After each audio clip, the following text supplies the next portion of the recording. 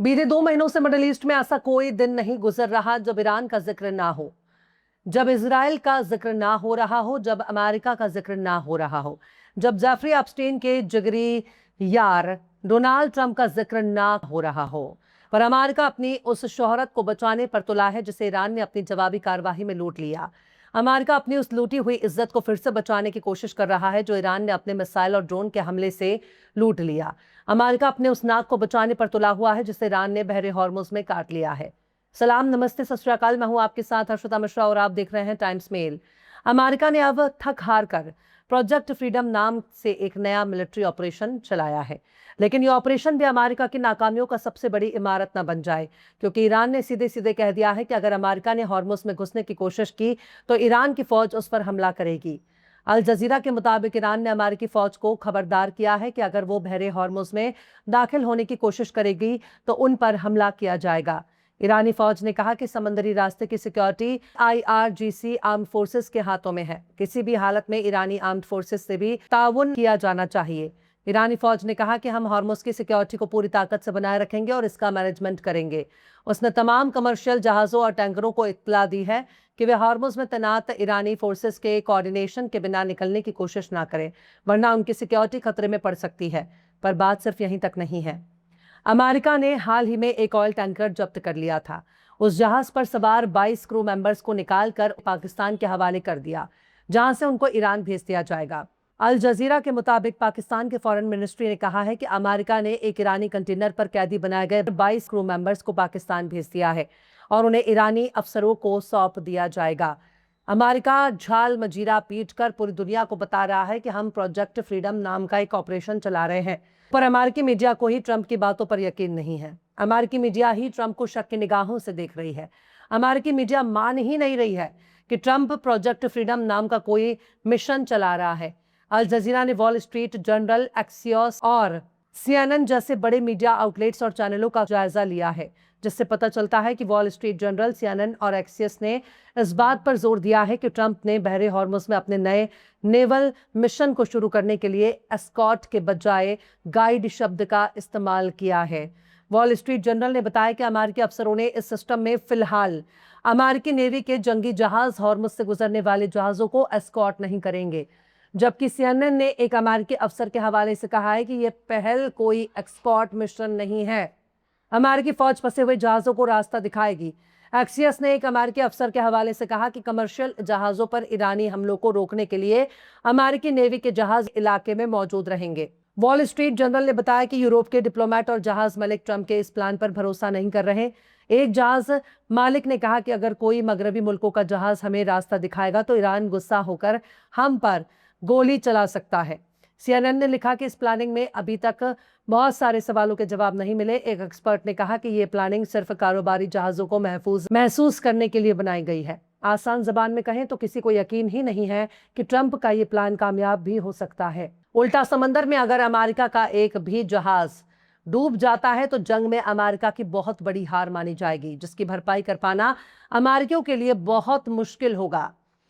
वहीं UK MTO यानी United kingdom maritime trade operation ने कहा है कि बहरे हॉर्मुज समुद्री रास्ते में खतरा अभी भी बहुत ज्यादा है। UK MTO ने जहाज चलाने वालों को सलाह दी है कि हॉर्मुज के समंदर रास्ते में सिक्योरिटी का खतरा अभी भी बरकरार है, क्योंकि वहां अभी भी मिलिट्री कार्यवाही चल रही है। ताहम UK MTO ने तमाम जहाजों से कहा है कि ओमान के अफसरों से VHF चैनल 16 पर बात करें।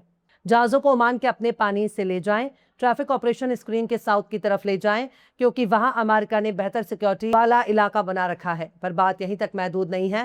ब्रिटेन की फौज का कहना है कि हॉर्मुज के पास एक माल ढोने वाले जहाज पर हमला हुआ है। ब्रिटिश फौज के United kingdom maritime trade operation centre ने इतवार को बताया है कि हॉर्मुज के पास एक कार्गो शिप पर कई छोटी बोट्स ने हमला कर दिया। जहाज पर तैनात तमाम क्रू महफूज हैं। UK MTO ने तमाम जहाजों को इस रास्ते से गुजरते वक्त बहुत एहतियात बरतने के लिए कहा है। पर बात सिर्फ यहीं तक महदूद नहीं है जिसे नजरअंदाज कर दिया जाए। मामला इससे भी कहीं ज्यादा बड़ा है। ये जरूरी नहीं है कि ईरान का दायरा सिर्फ बहरे हॉर्मुज तक ही महदूद हो। ईरान की ताकत मिडिल ईस्ट के तमाम इलाकों में फैली हुई है। ईरान की फौज न सिर्फ ईरान में मौजूद है बल्कि ईरान के बाहर भी मौजूद है।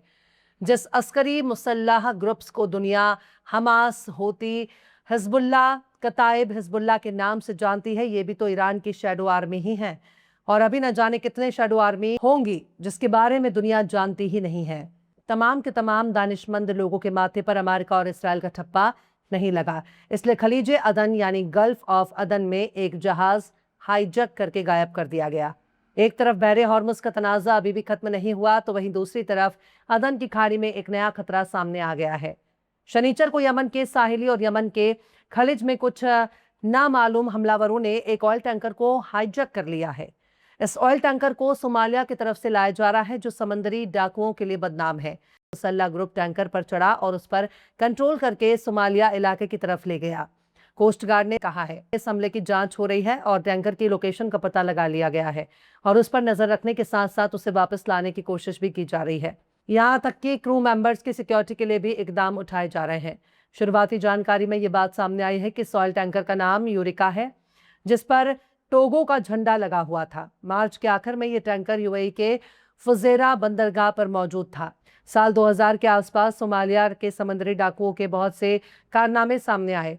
2011 में ये अपने शबाब पर पहुंच चुका था। उस वक्त सोमालिया के साहिल के आसपास जहाजों पर सैकड़ों हमले होते थे।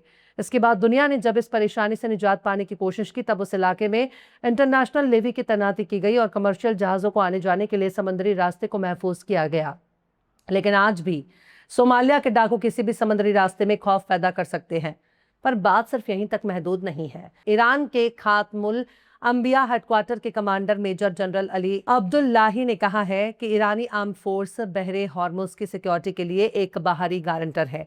उन्होंने जोर देकर कहा कि बहरे हॉर्मुज में समंदर के रास्ते आने जाने के लिए ईरानी फौज के साथ राब्ता करना होगा। उन्होंने कहा कि अमेरिका की मिलिट्री और गैर मुल्की ताकतों को इस इलाके के करीब आने या दाखिल होने की इजाजत नहीं है।